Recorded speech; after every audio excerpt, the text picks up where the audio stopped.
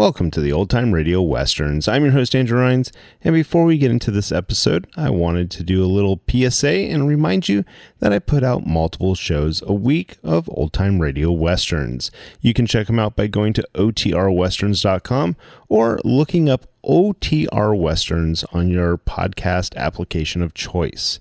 We're releasing over 10 episodes a week so far, about 100 a month. So definitely want you to check that out. Again, otrwesterns.com and check it out. I also wanted to invite you to check out my sister podcast site, OT Netcast, and that's Netcast.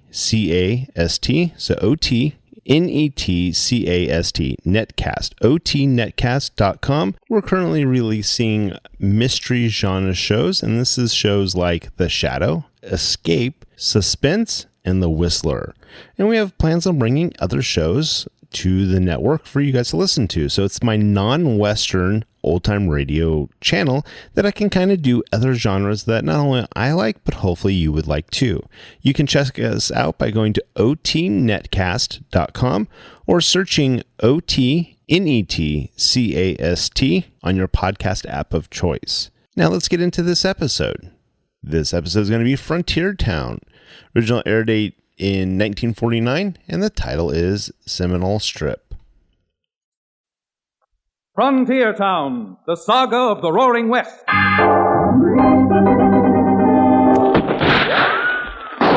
Frontier Town. El Paso, Cheyenne, Calgary, Tombstone. Frontier Town.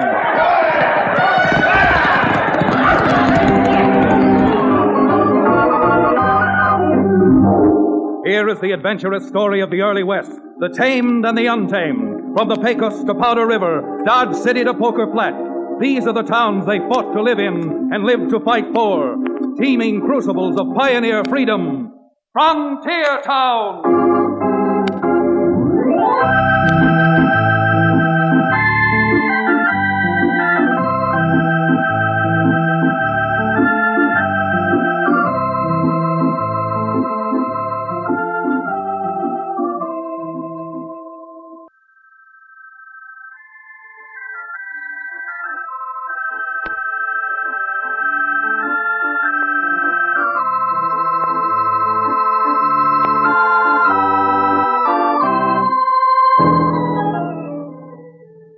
Howdy. I'm Chad Remington, a Cowtown lawyer, I guess you'd call me, although a lot of the folks in Dos Rios, where I come from, look at me with respect and address me as counselor. Of course, Dos Rios is just a sprawling, boisterous frontier town buried away just down below the Continental Divide, but, well, things do happen in our neck of the woods, which not alone make exciting telling, but make exciting living. For instance, not too long ago, something happened in a hotel room of a metropolitan city which affected me. Affected me? It darn near killed me. It seems that the hotel room was being occupied by the Right Honorable Quade Dunstan, perhaps the most influential of all our state senators. With a bottle and some glasses handy, the senator was entertaining a so-called constituent, a rancher by the name of King Carson, who runs some 6,000 head of cattle not too far from Dos Rios, in an isolated and lawless area we call the Seminole Strip. Like a lot of political constituents, King Carson had an axe to grind. Senator, I certainly don't mean to threaten you, but if the Seminole Strip is taken into the state as a duly constituted county, you're going to have to look elsewhere for campaign funds next year. Here, let me light that cigar for you, King. There you are. Now, let's look at this thing sensibly. That's what I thought I was doing. Don't you see the way it stands now with no duly constituted law in this strip? The man with the most influence not only runs but practically owns the entire territory? And since King Carson employs close to 100 punchers at his various establishments, King Carson is the most influential man in the Seminole Strip today. Yeah, that's just about the size of it. And I'm not aiming on seeing it changed by having you boys vote favorably on the petition to take the strip in as part of the state. King, I realize what it would mean if the petition was passed. State militia brought in and all that. But on the other hand, the Seminole Strip is wealthy, and would mean a great deal in taxes to the state. Taxes? Who cares about taxes?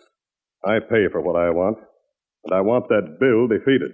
Well, I certainly can't defeat it single-handed. However, with a little cooperation from you, we might accomplish our ends to the satisfaction of everyone. Huh? What do you mean, cooperation from me? I figure I can create suspicion in the minds of my fellow senators about the advisability of taking in the Strip as a county of the state. Suspicion based on the unbridled lawlessness down there. And then the committee would come down to Seminole for a personal inspection. Unbridled lawlessness is the part in which you cooperate. You mean stir up so much trouble in Seminole that they wouldn't want it in the state as a gift? Precisely, Mr. Carson. Precisely.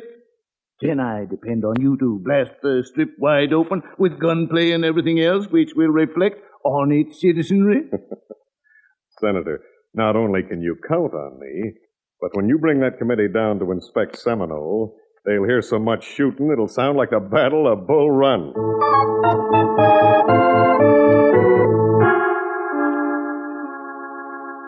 Well, if you'd like to know what that little conversation had to do with Chad Remington, I can only say it came about because of a quite normal cause. A girl. Now, I guess I better make that the girl. Because although Libby is Judge Fillmore's daughter today, I'm kind of looking forward to the time when her name will be Libby Remington. Libby got into this by going down to Seminole to spend a week or two with her mother's brother, Uncle Ruth Tomlinson. And not 2 days after, I received a telegram saying that if it was at all possible, Libby would like me to come down at once. Business. Well, I got hold of Cherokee O'Bannon, former medicine man and now owner of the Dos Rios livery stable. And on the promise of a good time in Seminole, Cherokee not only loaned me a horse, but rode along with me. Just what the business was Libby referred to in her telegram, we found out hardly had we crossed the state boundary into the Seminole Strip.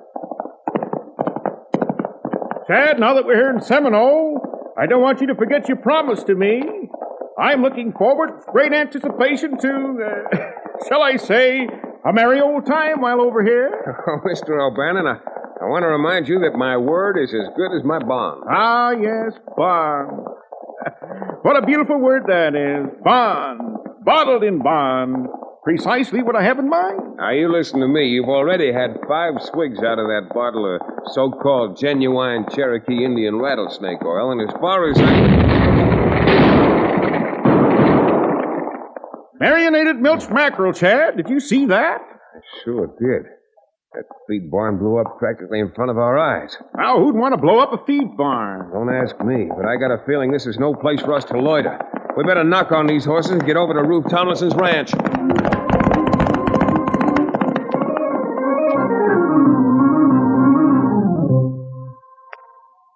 Ralph, I don't mean to doubt the veracity of a man like you, but what you're saying is totally unbelievable. Well, I don't blame you for not believing it, Cherokee, but every word of what Uncle Rufus told you and Chad is the absolute truth. Gospel. I'm sure it is, Libby, but it just doesn't make sense. Suddenly, with no reason, trouble should hit Seminole like a tidal wave. Shootings, killings, fires. Shucks, if we could make head or tail out of it, I wouldn't have let my niece go sending that telegram. Yeah. Just like that feed barn you saw blown up. That make sense? Yeah, it makes a little sense if you're as bat-brained as I am. Now, Chad, honestly, this is no time for joking. Now, Libby, you know you've both been a little too close to the picture to get an honest perspective on it, but hasn't it ever occurred to you that just perhaps someone is stirring up all this lawlessness because there's a petition up at the Capitol now to take Seminole in as a county? But why, Chad? Just tell me why someone would want to keep the Seminole Strip out of the state. What would they have to gain? Well, might have a lot to gain at that, Libby. Right now, this here strip is sort of a governmental orphan. No real law down here. And if the strip isn't voted into the state, there may never be any law down here, except gun law. Tell me, Ruth, how do the ranchers and other folks in Seminole feel about this crime wave? Our men I've talked to are so blame upset they're ready to grab every gun and rifle they can lay a hand to. Just start blasting. Uh-huh. Once they start doing that, Ruth, you're going to be in the middle of the darndest range war you ever saw. Yes, sirree, Bob. If you start shooting each other, I'll bet you one whole case of my rattlesnake oil to a gopher hole. Those senators and politicians won't ever give you a county charter. Oh, Chad, that would be terrible. Well, what do you think Uncle Rufe and the rest should do? How can they fight back against someone they don't even know? Libby, I'll tell you. The first thing is to get the decent citizens of Seminole together and talk sense into them. Make them realize they're only hurting themselves if they fly off the handle and try to fight back right now. But gosh almighty, Chad, how are you going to talk to a lot of wild men? Then they got plenty of cause for being wild and acting like sensible human beings. Well, I'm not guaranteeing anything, mind you, but if you can round up 20 or 30 men you can depend on and get them to attend a meeting, I'll promise you this much. I'll make the darndest speech any lawyer has since the defense of Benedict Arnold.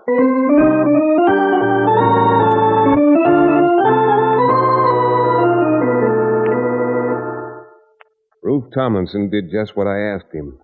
The next morning, shortly before noon, 27 angry-faced ranchers filed into the little town hall to listen to me.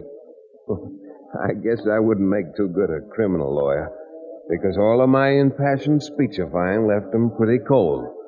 Until a tall, swarthy man got up in the audience and started down toward the platform where I was standing. Now, just a minute, men, just a minute. I think Mr. Remington's right. He's absolutely right. Well, thanks. I'm glad to find somebody who thinks I'm not all wrong. Come on up here. Sure thing. By the way, Remington, I'm King Carson, cattle broker here. I own the Frying Pan Ranch and 2 or 3 smaller spreads. So, you see, I've got a real interest in what you're talking about. Oh, fine, Mr. Carson. And now, would you mind telling your neighbors just why you think they should leave their guns alone until such time as the state's voted favorably on your petition?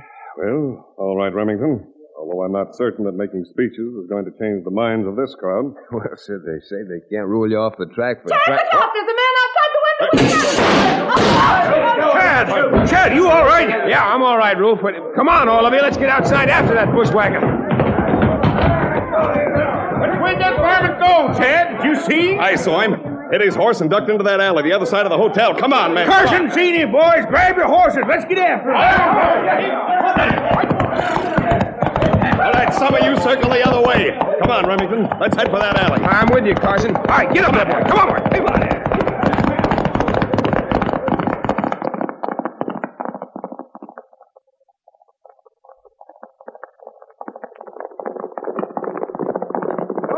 Chad, we're running these horses to death and getting no place. Well, Carson said he saw the man head this way. I certainly thought I did. Bring it up, boys. Hold it.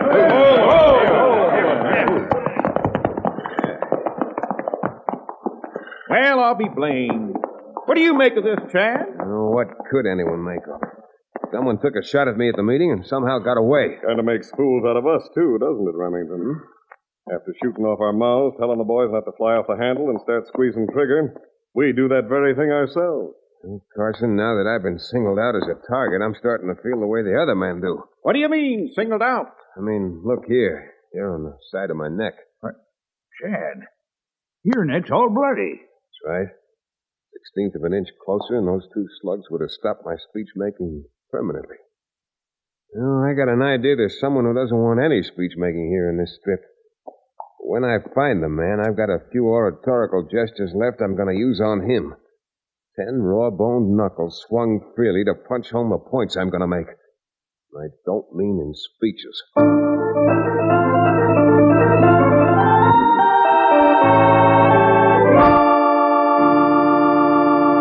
We'll return to the exciting second act of our frontier town adventure in just about 1 minute.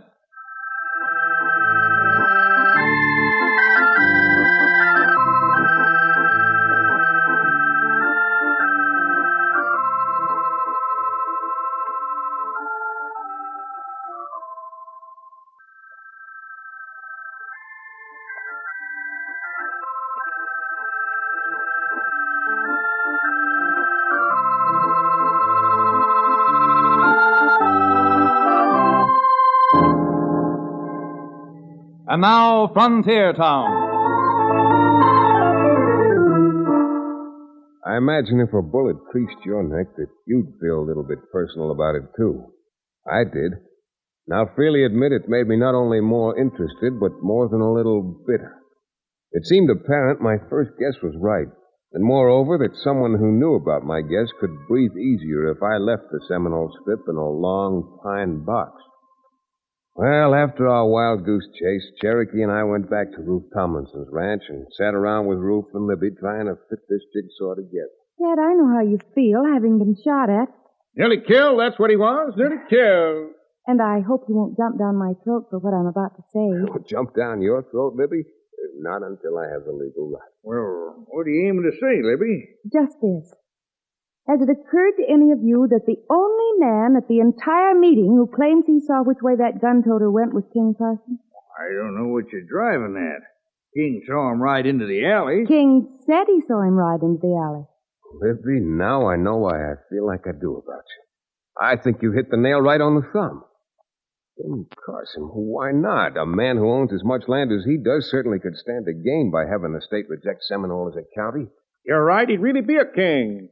The king of the whole Seminole domain. Well, supposing you three are right, and I ain't saying you are, how are you ever going to find out?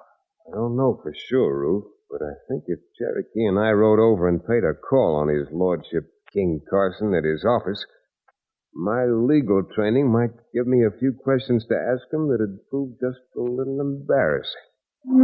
Come on, Cherokee. You and I are right.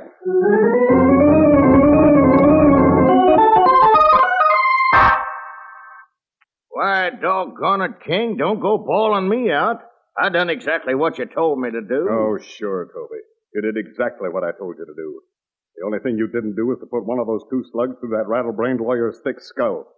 If I hadn't led that posse on through the alley, you'd be dangling from a tree right now. Yeah, you're so smart. Maybe you better do everything yourself. There's one thing I will do myself, Toby, if you don't stop talking back. Oh. King, you got no business slapping me. I'm not going to slap you again, because I don't go around slapping corpses. And if you don't get that Chad Remington once and for all before today is over, a corpse is exactly what you're going... What are you staring at? King, quick. Huh? See who just rode up here? Remington, that partner of his. Well, that simplifies everything, doesn't it? Simplifies? Yeah. Since I can't trust you to take care of Remington, this gives me a chance to do it for you. Now, you stay here and stall him. I'm going out the side door and slip around to the rear window. All you have to do is to get him with his back to that window. But you'd better not slip up on that. That's all I've got to say. You black-hearted bag of wind. I got a good notion. I'll be right back, Cherokee. This won't take a minute. Oh, howdy, King Carson around? Why, King, be right back. Yeah, right back. Just make yourself comfortable. Take that chair over there by the window. Well, thanks. Don't mind if I do stretch my legs a little. Good grief. Shot twice through his back. You sneaking bushwhacker! Out of sight already. Every time I turn my back, someone else is... Here. What's going on in my... What? Toby. Killed. Well, now, look here, Carson. Don't look at me like that. I had nothing to do with it. I was just standing here... Oh, you didn't, eh? Now, what are you doing just putting your gun back in your holster? Good grief, can't you see the glass in that side window's broken? Someone shot through there. What does that prove? Nothing. And if you think we're going to stand by here and let you get away with a cold-blooded murder, my friend, you've made the biggest mistake of your life. Come on, you. We're taking you out to the nearest cottonwood and end your speech-making with a rope. Have you men all been smoking local weed? What do you mean? If Remington shot somebody, then some bullets ought to be missing out of his gun. If he's still got 6 bullets in it, then he isn't the man you're looking for. That's right. No, just a minute, Cherokee. I appreciate what you're trying to do. As for those shots, No use wasting your breath arguing, Chad. Just hand over your gun. Here, I'll get it. This is utterly ridiculous. We heard the shots and came in here and Now, found there's no him. use squawking, King. But If these slugs are in Remington's gun, he couldn't have done the killing. Play him right. Now, here's his gun. Look for yourself. Thanks.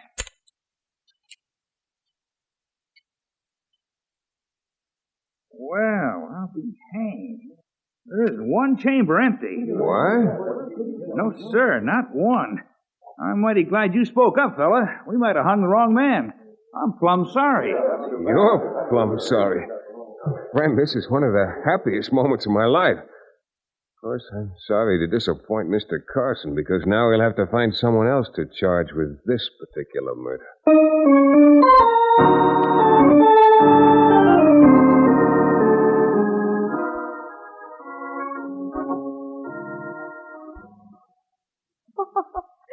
Oh, Cherokee, you're wonderful. You're telling me, Libby? Why, before I got my medicine wagon, I worked the Chautauqua route with the shell gauge. Here it is. Now it's not there. What shell is it under? Best man in the business, if I say so myself. Yes, indeed. You must have been the best man, Cherokee.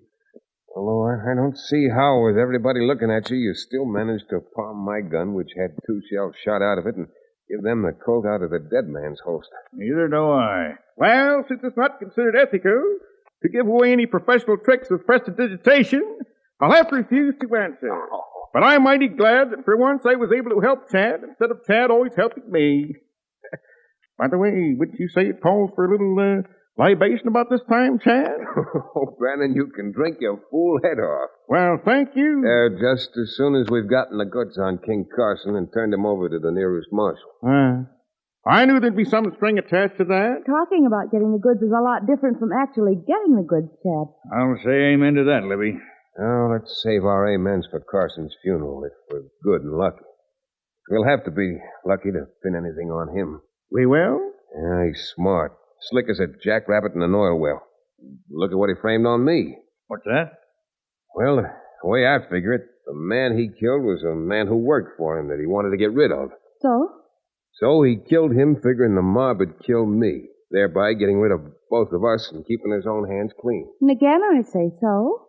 So, my dear Miss Persistence, I think that since King Carson considers himself an expert at murder, what we've got to do is plan another one for him. Just pray that we're lucky enough to stop him before it's too late.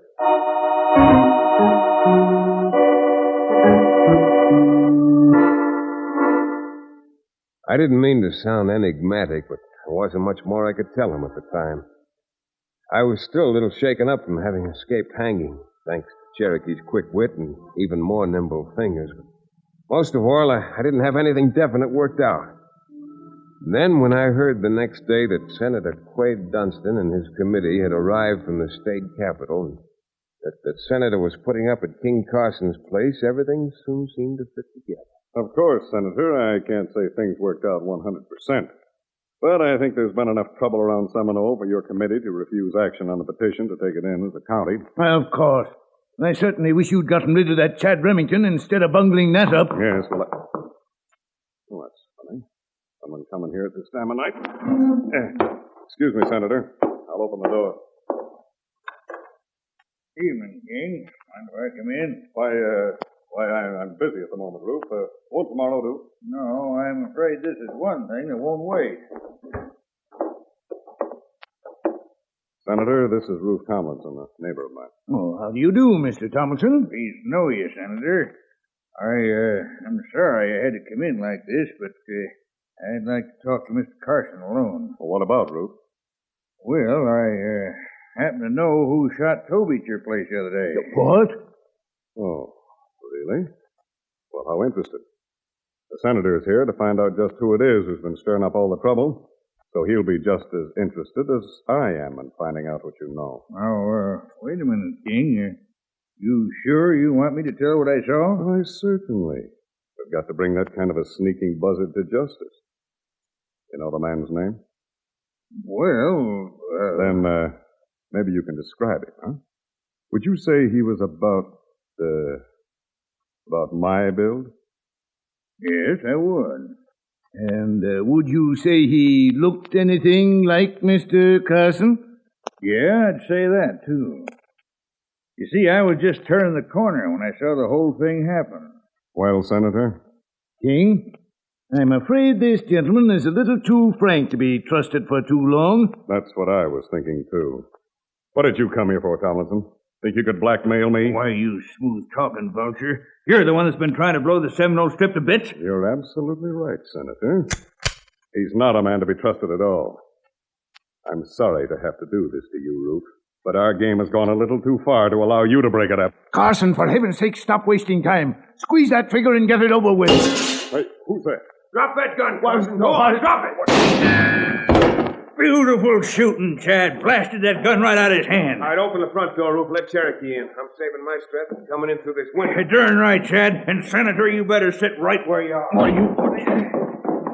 Yeah. Well, we sure got him dead to... Chad, Carson, he's got another... A sleeve gun, huh? Well, Carson, Senator, my gun is on the floor there. Grab him, Cherokee. Why, you lily-livered, penny-pinching politician, you... Why, you... Great jumping G-horse, Chad. You doubled Carson up like a jackknife. All right, you. Stand still. Get your hands off of me and keep them off. Why, sure, Senator. We'll be pleased to get our hands off you. But not before a federal marshal gets his hands on you. Three of us heard more than enough out of you and Carson to guarantee the next soapbox you'll campaign from will be in the laundry of the federal penitentiary.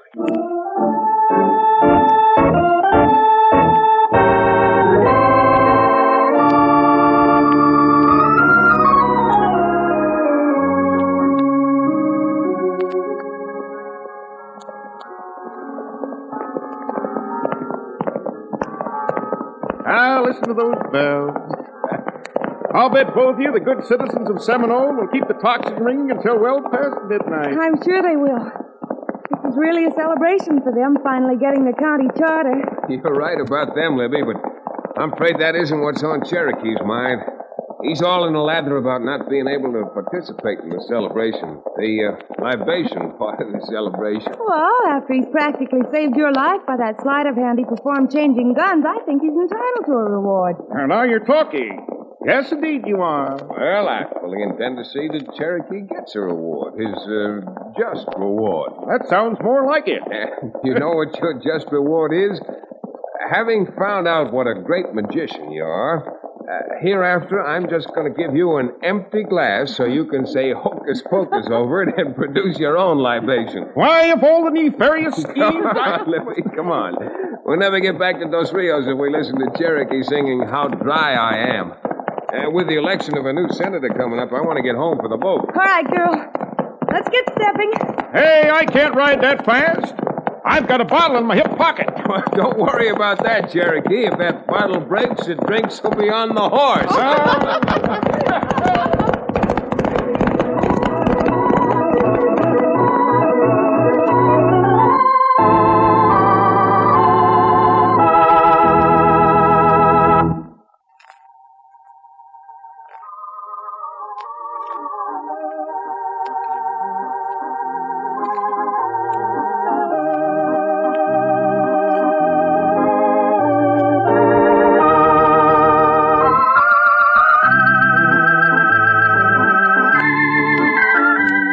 Frontier Town, starring Tex Chandler, is a Bruce Elves production. Supervision by Joel Murcott. Story and direction by Paul Franklin. Music written and played by Ivan Ditmar. Be sure to be with us again, same time next week, for another fine action-adventure story with your favorite young Western star, Tex Chandler. This is Bill Foreman telling you that Frontier Town came to you from Hollywood.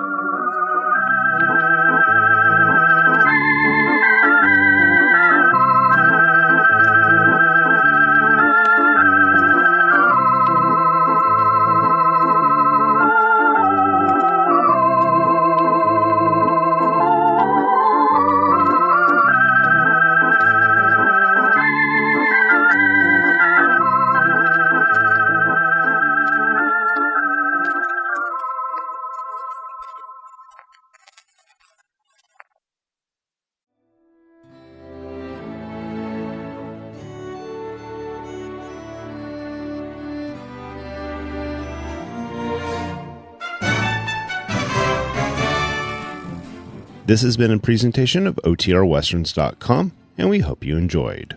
Please take some time to like and rate our shows in your favorite podcast application. Follow us on Facebook by going to OTRWesterns.com/Facebook. Subscribe to our YouTube channel by going to OTRWesterns.com/YouTube. And send us an email, podcast@OTRWesterns.com. You can call and leave us a voicemail, 707-986-8739. This episode is copyright under the attribution non-commercial share alike copyright. For more information, go to otrwesterns.com/copyright. Have a great day, and thanks for listening.